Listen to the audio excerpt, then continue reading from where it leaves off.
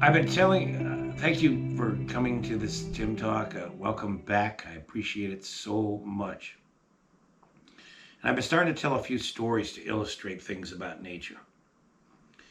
And years ago, um, I partnered with someone and started a wildlife group called Native Animal Rescue in Santa Cruz, California. And I had learned from being in other animal related businesses with zoos and things how important it was to help endangered animals when, and I mean the endangered, not just on the endangered species list, but animals in trouble, how important it was to have a place to take care of these animals because people were finding them and they had no place to take them. The most immediate one on the coast for me was oil spills. When a ship or a barge spilled oil and seabirds would get covered with the oil and then they would get hypothermic and drown in the ocean. Or if they would wash up on the beach, we could find them, bring them to a rescue, get them strong again, wash them off, and release them back into nature.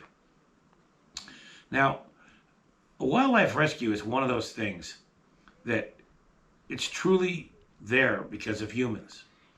And it's one way our heart opens up and tries to heal the wounds of what we've done to the earth and to animals. It's not the final answer. It's not the be all and the end all every moment of every day. But all in all, wildlife rescue, wildlife rescue is a beautiful thing that humans do. A stunningly beautiful thing that humans do. And I could tell you stories all day long. But I want to tell you this one right now. I want to tell you this one story right now. And it's about an eagle. Um, and it really, still I can remember it so vividly. There's something about golden eagles. They are the most powerful bird on the planet, in my opinion. Not that that even matters, but I've had so many interactions with them over the years that have been so profound. I love them. And I was living in Santa Cruz, California, and I got a call that an eagle was hanging upside down on a fence.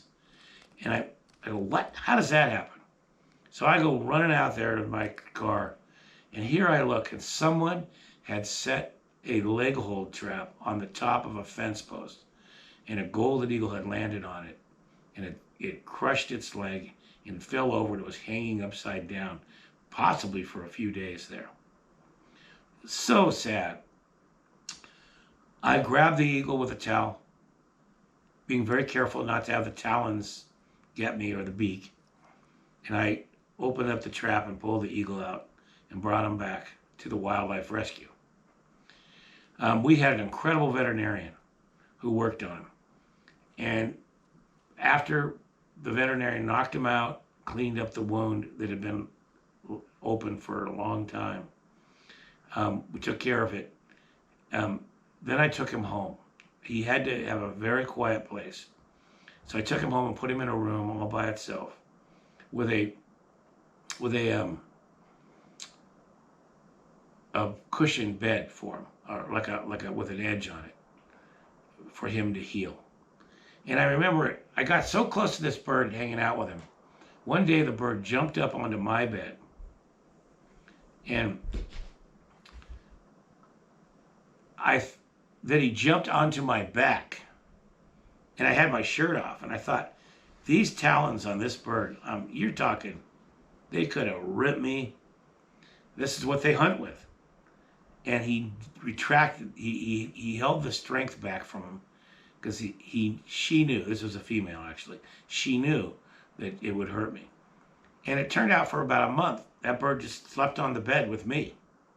And I built this tremendous relationship up with the bird and a deepness with the eagles that has stayed with me now my entire life. I am truly considered by some an eagle man.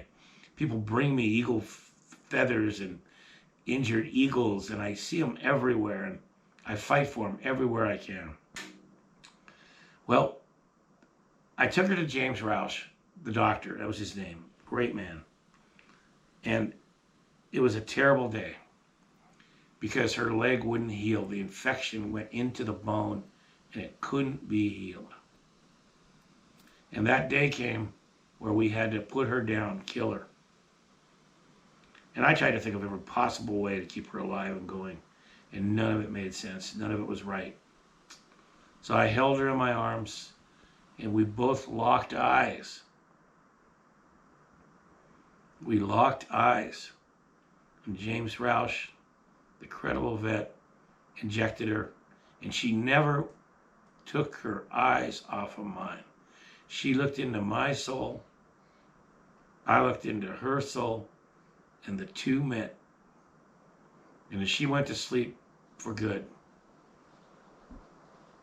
she made a home in me. And to this day, that bird lives in me. And she guides me with her wisdom. I have a hard time finding words to express how deep that relationship is, but that bird has been with me all these years. And as she passed, I told her I'm sorry for what humans did to you. I wish that it had been different. And off she went, and my life was changed forever. And I got to spend a month with a golden eagle. Imagine I got to spend a month with a golden eagle.